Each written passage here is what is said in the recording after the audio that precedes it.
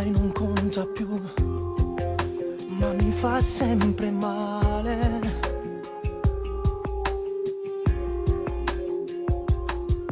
Tu che mi piacevi tanto, perché non vai più bene? Che confusione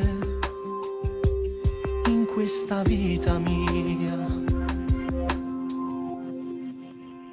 Sarà che io non so più amare, o c'è qualcosa dentro me che non mi lascia vivere.